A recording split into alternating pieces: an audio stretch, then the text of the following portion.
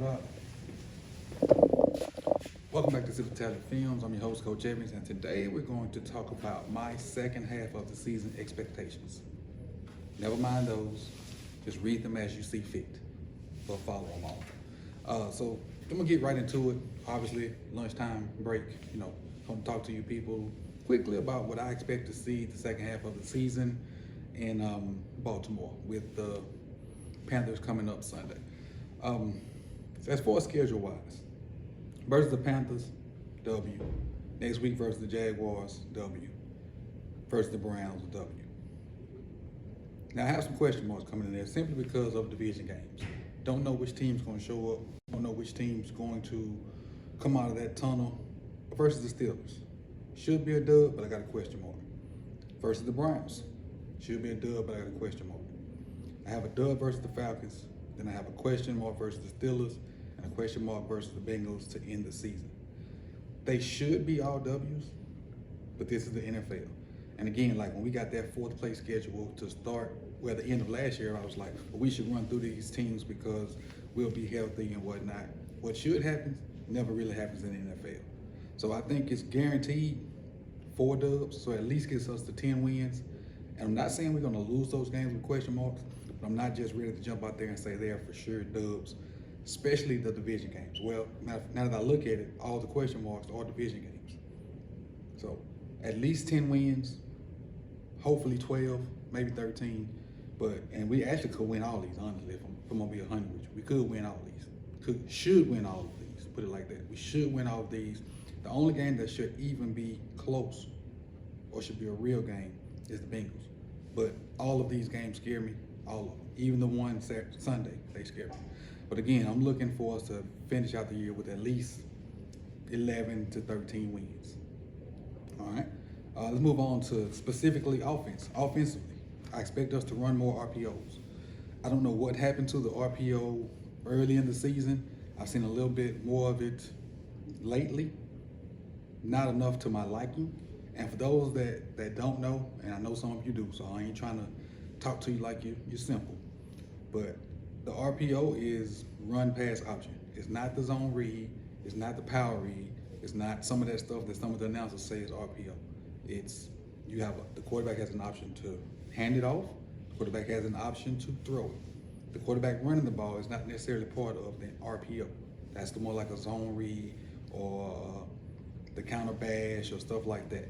Normally the R and the P don't have to do with the quarterback. Him throwing it and handing it off, but not him running. But I would like to see more of that. I also want to see more inside zone and outside zone to make power and counter hit better. I know everybody has seen the article recently, not the article, the conversation that they had on ESPN about how much more people run power and counter and how much more effective it is. And that's true. But you have to have complements off of that to give a different look. Because if you just run all power and counter, there are ways to stop that. And there are people that can stop that. So you have to implement outside and inside zone, which is what Tyler Linderbaum is good at to help your offense, evolve and become an unstoppable force.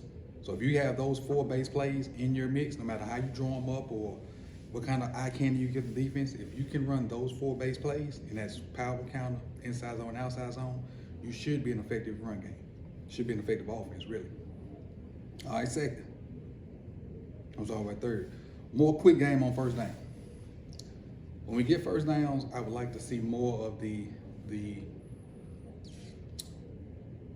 what's it called? The snag concept, more of the stick concept, more of the quick screens to the receivers when we have a numerical advantage, whether it be like 2 over 3 or something like that. I would love to see more of that on first down.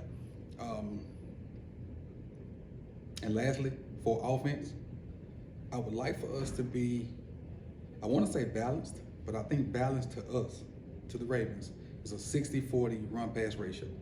60% run, 40% pass. And I think with that ratio, Lamar's touchdowns will continue to go up and still push that number that he had in 2019. Simply because once we get in the red zone, everybody's going to sell out the stop ball runs, and then we can get those passes in there. And that's where the touchdowns may go up. I think the yards may not necessarily be there like a 4,000 or 5,000 yard season, but his touchdowns will be where they need to be, especially similar to 2019. All right, defensively, more simulated pressures. And what I mean by more simulated pressures, the way we walk all those guys into the box and kind of drop them out, or the way we will bring like 4 from the side and drop 2 from the other side out. I'm starting to like the way McDonald's doing that, and it's really starting to confuse other offenses, like other teams were confusing our offense last year and the year before that. Our offensive line, rather. More pressure with 4. There are plays where we're starting to get home with only rushing 4 guys, which means you have 7 guys in coverage, which is always a good thing. If you can get 4 guys to get pressure on the QB and get 2-3 sacks in there, that does wonders for your back end, especially without having Marcus Williams. I don't know how much longer he's out, but if we can continue to get pressure with 4 and Marcus comes back, our turnovers will continue to rise. And they were super up there before Marcus got hurt. But let him come back and be, what he was. And we continue to get pressure, because we wasn't getting pressure like that when he was in there. The pressure kind of started to build up as we started getting people back. So that's going to be interesting to look at defensively. Lastly, continue to send 5 people from different places. And what I mean by that is, a lot of times when we blitz, we only send 5, whether it be Queen, whether it be Roquan, whether it be Kyle off the edge, whether it be Marlowe off the edge, whether it be Peters off the edge. A lot of times, and with those simulated pressures, you really don't know where they're coming from. So Mike is doing a good job of disguising the defense, disguising the pressure, bringing different people, especially when you're getting those bunch sets tight to the O-line. You don't know who's coming, especially if we impress.